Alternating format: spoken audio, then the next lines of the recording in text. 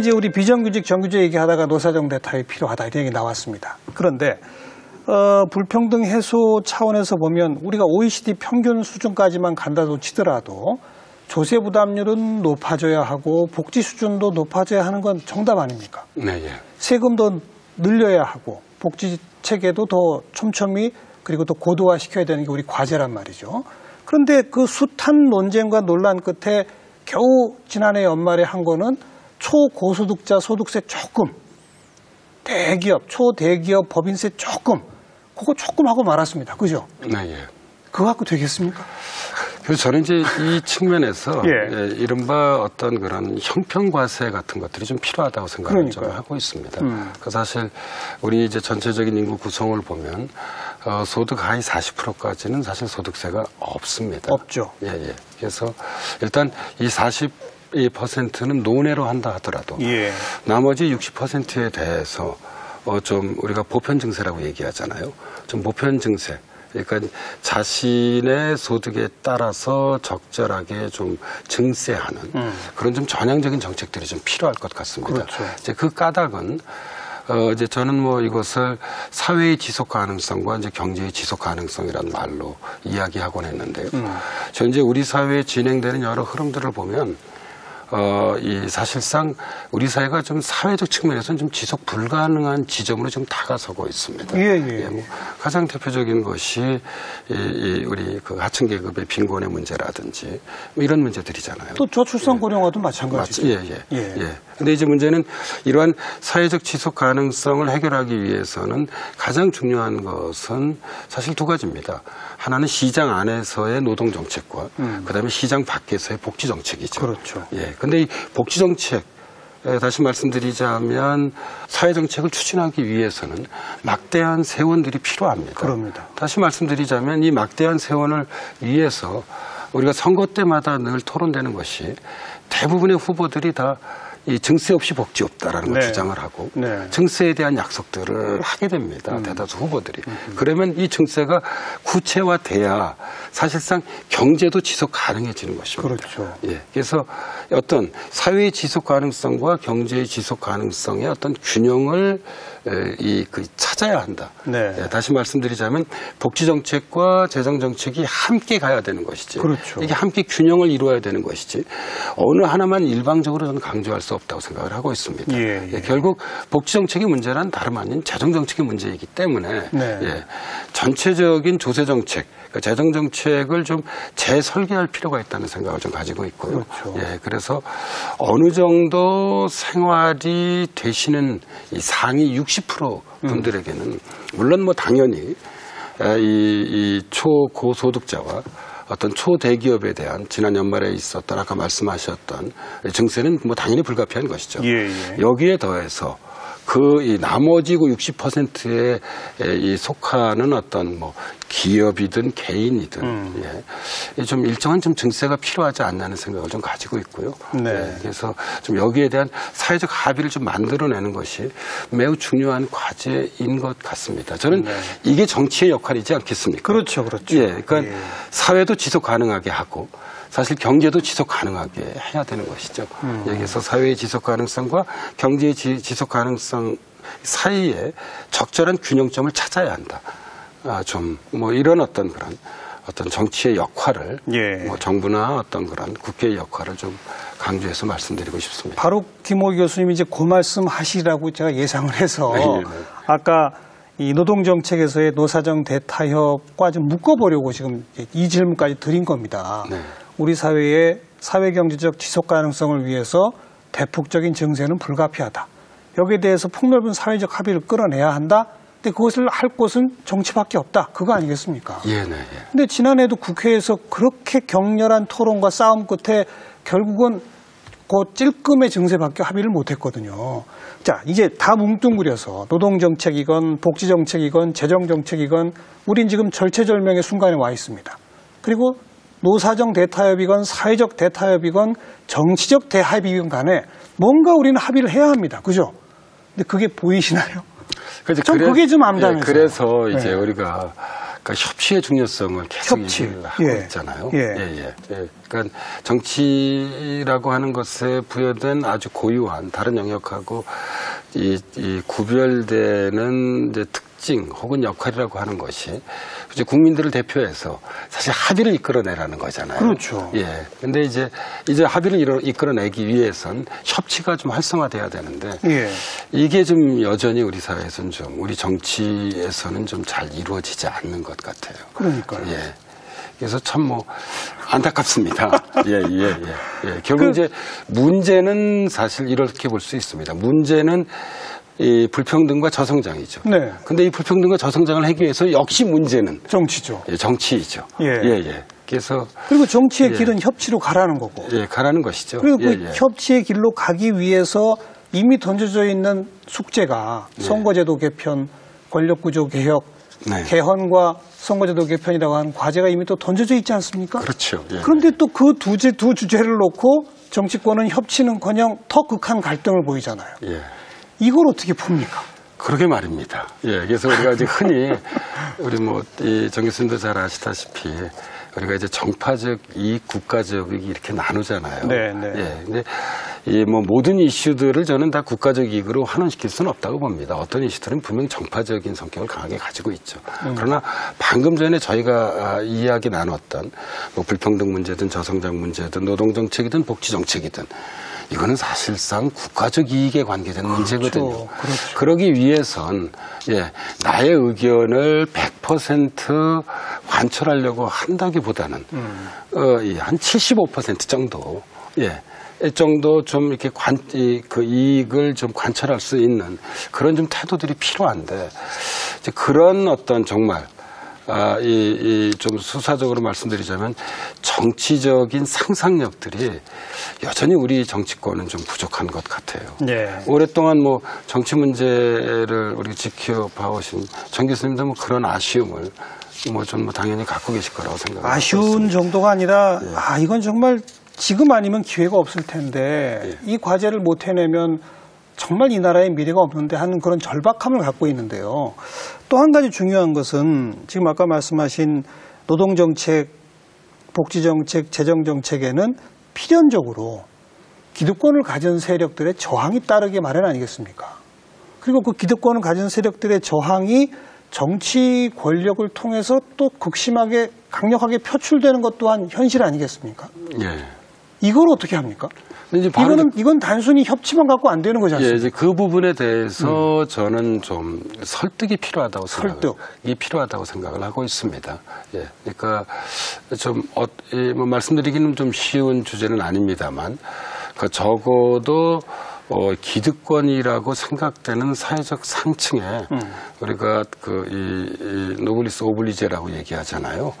예, 그런 이제 사회적 상층이 가져야 할 어떤 도덕적 책무 이런 것들이 좀 우리 사회에서 좀 더 좀 이 뿌리를 좀 내렸으면 하는 그런 바람을 가지고 있습니다. 네. 그러니까 사회적 상층의 부가 물론 어떤 부분은 이 본인들의 노력의 결과이기도 하지만 또 다른 측면에서는 또 우리 대한민국에서 이런저런 혜택을 누렸기 때문에 가능한 것이기도 하거든요. 그렇죠. 예, 그래서 어떤 이 사회적 상층이라고 한다면 좀 상층에 걸맞는 좀 함께 가자는 그런 좀 공동체적인 어떤 그런 연대라고 해야 될까요? 좀 그런 도덕적 책무의식들 같은 것들이 좀 강화됐으면 하는 그런 바람을 좀 가지고 있습니다. 공동체 의식, 연대주의. 근데 또 정반대로 우리 사회는 요즘 나 홀로 사회로 간다 그러지 않습니까? 이건 또 어떻게 보십니까?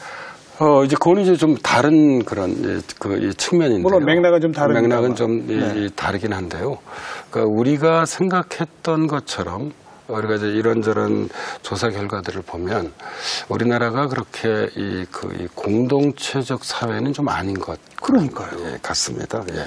오히려 최근에 나온 이제 이런저런 우리가 이 통계들을 보면 오히려 우리 사회는 정말 그런 나홀로 사회적인 성격들이 훨씬 더 강하죠. 이 강화되는 그런 것을 지금 보여주고 있죠. 제가 이제 한 가지 좀 자료를 좀 말씀드리자면 저는 이제 이 자료가 무척 개인적으로는 좀 흥미이로웠습니다. 예. 그러니까 이제 OECD가 매년 발표하는 사회 연계 지원에 관한 국제 비교가 있습니다. 예. 근데 2015년 자료를 보면은요, 어려울 때 의지할 친구나 친지가 있는지를 보여주는 이 사회 연계 지원 부분에서 우리나라가 OECD 회원국들 가운데서 꼴찌를 기록했습니다. 72점을 받았습니다. 예. 특히 50대 이상의 점수는 1위인 아일랜드보다 무려 30점가량 낮았습니다. 아일랜드가 96점 정도 차지했거든요. 예. 그래서 이게 이제 우리 사회에 현재 저는 이런 표현이 어떨지 모르겠지만 적나라한 현실이라고 생각을 하고 있습니다. 그러니까 지금 이 프로그램을 시청하시는 시청자분들도 한번 질문을 던져보셔도 좋을 것 같습니다. 이 어려울 때 나를 정말 도와줄 친구와 친지가 있느냐? 얼마나 있는지. 의외로 그 대답은 좀 비관적으로 나올 수 있습니다. 네. 우리가 보통 이제까지 이 공부하고 배워온 바에 따르면 한국을 포함한 동아시아 사회는 좀 다분히 공동체주의적이고, 그러니까. 예, 뭐 미국이나 서양이 개인주의를 유럽의 경우가 훨씬 개인주의적이라고 생각해 왔었는데 이 자료는 사실 이러한 우리의 통념에 좀 반하는 통념과 반대되는 현재 결과를 보여주고 있는데요. 그렇죠. 저는 이 자료가 우리 사회 현실에 비교적 가깝게 다가서 있는 자료라고 생각을 하고 있습니다. 예, 그만큼 최근 우리 사회의 경우가 정말 좀 개인주의가 좀 극단화되어 있지 않는가라는 생각을 좀 하지 않을 수 없고요. 물론 뭐 이런 경향이 오랜 역사를 가지었다고 생각지는 않습니다. 이런 이 나홀로 사회적인 경향들이 두드러진 것이 바로 우리가 아까 얘기를 나누었던 97년 외환위기 이후에 우리 사회에서 이런 개인주의적 경향이 좀 극단화되지 않았나 하는 생각을 좀 가지고 있는데요. 좀 상당히 우려스러운 것이죠. 왜냐하면 그러니까요. 정 교수님이나 저희가 공부한 게 사회학이잖아요. 그러니까요. 인간이라고 하는 건 사회적 존재이고 사회 속에서 다른 사람과 더불어 살아가야 되는데 좀 다소 어려운 개념일지 모르겠지만 이 더불어 살아가는데 필요한 연대의식, 이런 연대의 정신이 지금 빠른 속도로 고갈돼 왔다는 점입니다. 그렇죠. 다른 말로 쓰면 각자 도생의 사회. 각자 도생의 사회가 바로 이거죠. 그리고 그것의 이 밑바탕에는 무조건적 물질 숭배 배금주의, 공동체적 연대는 사라져버린 이거란 말이죠.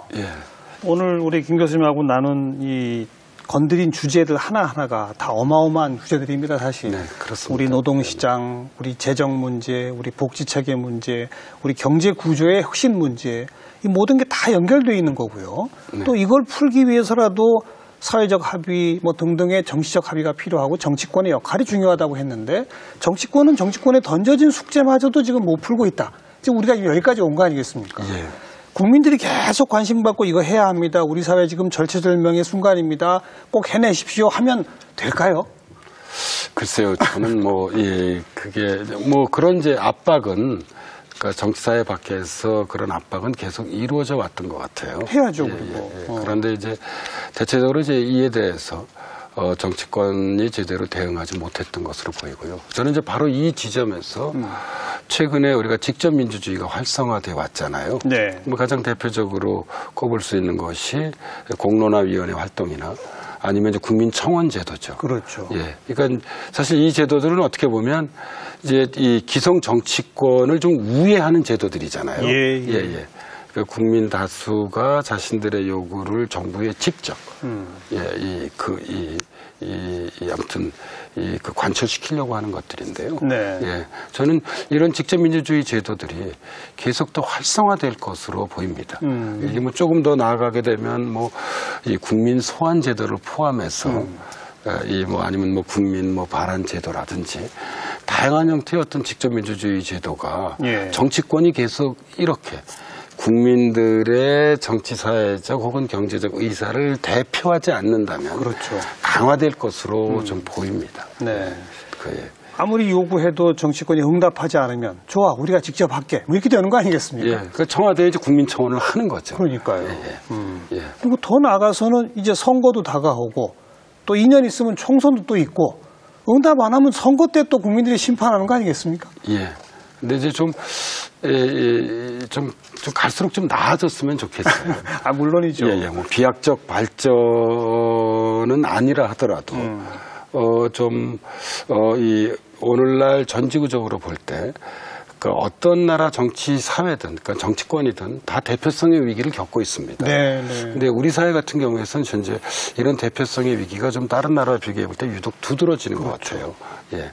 예, 그래서 이 정치 사회가 좀 분발해서 국민들의 의사들을 적극적으로 반영해서 이를 정책화하는 이런 좀 대표성을 좀 제대로 좀 발휘했으면 하는 바람을 좀 가지고 있습니다. 네. 뭐 아까 좀 비관적으로 말씀드렸긴 했지만 뭐 좋은 세상이라고 하는 것이 하루아침에 오는 건 아니기 때문에 예.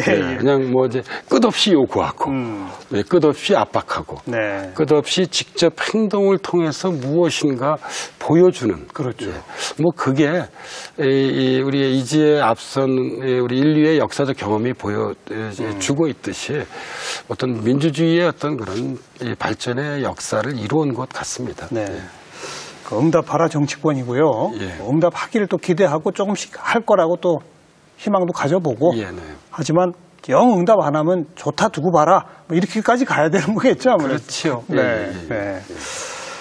김호 교수님 얼마 전에 이 현대 주요 사상가들의 대표작을 골라서 한 40권이든가 네, 맞습니다. 40권. 네. 책을 펴내셨더라고요. 네. 요즘처럼 이렇게 절박한 우리 과제는 있는데 제대로 해결되지 못하는 이런 상황에서 고전을 읽으면 답이 나옵니까? 뭐 답은 나오진 않지만요. 제가 제 스스로 생각하는 그 정체성 중에 하나는 제가 뭐 이제 이런저런 그런 사회적 활동도 해왔습니다만 기본적으로는 학문을 연구하고 학생들을 가리키는 사실상 연구자죠. 예. 그래서 제가 이제까지 공부해 왔던 것을 좀 이렇게 정리한다는 의미에서 그 책을 좀 펴냈습니다. 예. 그래서 그 책에서 다뤄지는 뭐 가장 핵심적인 질문은 두 가지입니다. 하나는 인간은 누구인가? 인간은 누구인가? 사회란 무엇인가? 네. 예. 이제 여기에 대해서 1945년 이후에 이른바 현대의 이 사상가들은 어떤 응답을 했는가? 예. 그런 것을 좀 간명하게 정리해서요. 학생들은 물론 일반 시민들에게 좀 전달하고 싶어서 그 책을 좀 냈습니다. 네. 그걸 한마디로 인간은 누구이고 사회는 무엇인가를 한마디로 말하면 뭐가 될까요? 그러니까 뭐 인간은 사실 어느 하나로 특징 지어질 수 있는 복합적 특성을 가지고 있는 존재이기 때문에 좀 다양한 그런 접근이 필요하다는 주장이 하나이고요. 또 다른 다양성의 존중. 그다음에 또 다른 하나는 우리 인간은 사회를 뭐 이루는 게 인간이 가지고 있는 본질적인 어떤 그런 속성이잖아요. 그래서 사회에서 중요한 것은 어떤 그런 더불어 살아간다는 공동체적인 연대에 있다. 그래서 좀 그런 것을 뭐 보수적 학자든 진보적 학자든 모두 다 좀 강조하는 것 같습니다. 보수 진보에 관계없이 공동체주의적 연대는 다 동의합니까? 뭐 저는 뭐 그렇게 보고 있습니다. 보통 이제 우리가 서양의 정치 사상을 보면 공동체가 이 보수의 가치라고 이야기를 하고 있습니다만, 근데 이제 지난 2차 세계대전 이후의 어떤 그런 사상의 흐름들을 보면 진보적 사상가들도 이런 공동체의 가치를 매우 중시하고 있죠. 그래서 어떤 뭐 공동체를 어떤 특정 그런 이념에 따라서 어느 한 어떤 그런 분파에 어떤 그런 독점적 가치라고 좀 보기는 좀 어려운 것 같습니다. 그러니까 우리가 흔히 전통적 사고방식으로 말할 때 보수주의자들은 공동체를 강조한다면 진보주의자들은 개인을 강조하는, 개인의 자유를 강조하는, 보수주의자는 공동체의 질서를 강조하는, 우리 그렇게 이해했는데 그게 아니에요? 요즘은 양쪽 다 공동체주의를 강조한다 이 말씀입니까? 그러니까 이제 공동체를 강조하는 사상의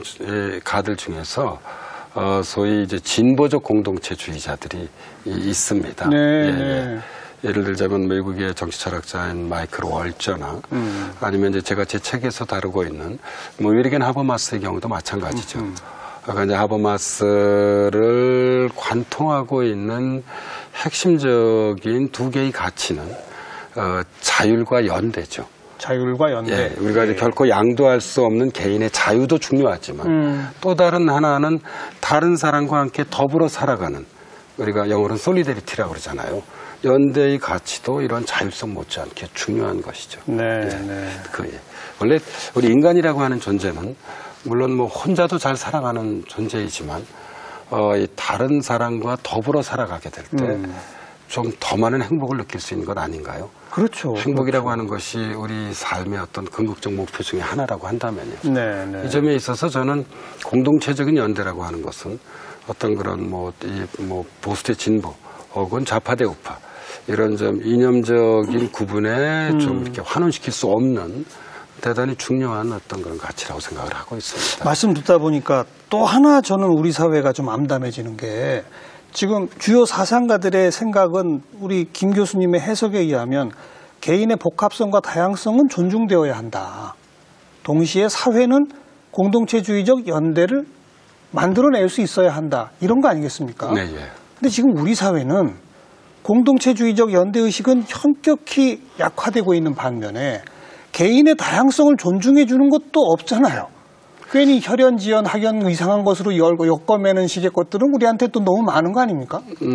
제가 이제 좀 비관적인 그런 맥락이 아니라 좀 낙관적인 맥락에서 좀 말씀을 좀 드려보자면요. 듣고 싶습니다. 예, 예. 그러니까 어떤 공동체의 차원에서 볼 때, 그러니까 최근에 우리 사회를 이끌어왔던 그런 핵심적인 흐름 중에 하나는 아까 저희들이 얘기를 나눴던 각자 도생입니다. 네네. 저는 촛불 시민혁명을 경유하면서 어떤 우리 사회가 더불어 살아가야 한다는 공동체적인 열망들이 좀 표출되었다고 생각을 좀 하고 있어요. 예. 그리고 이제 뭐 이런 것들이 사실상 구체적 우리가 정책으로 말씀드리자면 어떤 불평등 완화 정책이라든지 이런 것으로 좀 반영된다고 보고 있고요.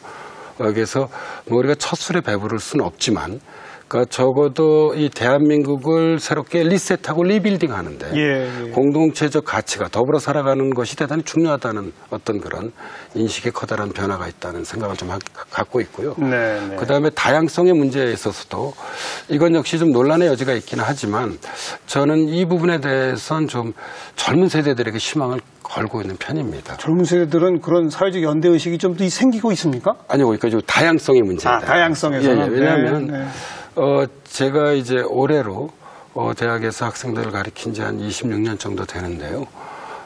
이제 쭉 지난 20여 년을 돌이켜보면 젊은 세대들일수록 어떤 개인들이 가지고 있는 이 주체의식, 어떤 그런 자율의식이라고 해야 될까요? 그런 것들이 대단히 높은 것 같아요. 그래서 뭐 좀 달리 말하자면 내가 소중한 만큼 다른 사람들의 존재도 소중하게 생각하는 이게 다양성이지 않겠습니까? 그렇죠. 그래서 이런 의식들이 젊은 세대들에게는 계속 좀 지속적으로 적어도 이제 대학 내에서 제가 관찰해온 바입니다. 확고하게 좀 뿌리 내리고 있지 않는가라는 좀 생각을 좀 가지고 있습니다. 얼핏 보면 이 다양성과 연대성이라는 가치가 상호 충돌하는 것으로 보이지만 그러나 좀 우리가 이걸 추상 수준을 좀 달리해 보자면 개인적 차원에서는 다양성이 확장되고 그다음에 이제 전체의 어떤 그런 사회적 차원에선 어떤 공동체적 연대가 좀 강화되는 뭐 그런 방향으로 아주 더디지만 우리 사회가 조금씩 나아가고 있지 않나 하는 이제 그런 좀 희망 섞인 생각을 하고 있습니다. IMF 이후 20년 동안 공동체주의가 파괴됐는데 촛불혁명에서 새로운 공동체주의와 사회연대의식의 단초를 보았다. 이 말씀이시고 젊은 층에게서 다양성의 존중, 상호 존중을 보았다. 이 말씀 아니겠습니까? 교수님을 믿어보겠습니다. 저는 그렇게 생각을 하고 있습니다. 그러니까 우리가 낙관주의자가 되느냐 아니면 비관주의자가 되느냐는 결국 내가 어떻게 생각하냐에 따라 달려있다고 생각을 하고 있습니다. 그래서 좀 미래에 대해서 좀 낙관적인 생각을 좀 가졌으면 하는 그런 바람을 좀 가지고 있습니다. 우리 사회가 또 한 번 마음먹으면 또 화끈하게 변하니까요. 안 그렇습니까? 예, 그렇습니다. 그리고 그냥 믿기만 하는 게 아니라 목소리를 자꾸 내야 되죠. 그렇죠. 예, 목소리를 내야 됩니다. 자기 목소리를 분명하게 내고 이것들을 정책으로 좀 실현시킬 수 있는. 그러니까요. 예, 뭐 국민들의 어떤 그런 자발적인 참여도 중요하고요. 그리고 오늘 저희가 이제 이 정치 사회에 대해서 상당히 좀 아쉬워하는 비판적인 얘기를 많이 했습니다만 정치 사회도 이런 것들을 좀 제도화할 수 있는데 좀 보다 더 노력을 좀 기울여야 할 것으로 생각됩니다. 오늘 귀한 시간 좋은 말씀 잘 들었습니다. 고맙습니다. 네, 감사합니다. 네, 시골에서 농사 지으며 아주 소박한 삶을 사신 농부 작가 전우익 선생이 계십니다. 그분이 쓴 책 제목이 뭔지 아십니까? 혼자만 잘 살면 무슨 재미인겨? 이런 제목이었다고 합니다. 다음 시간 다시 뵙죠. 안녕히 계십시오.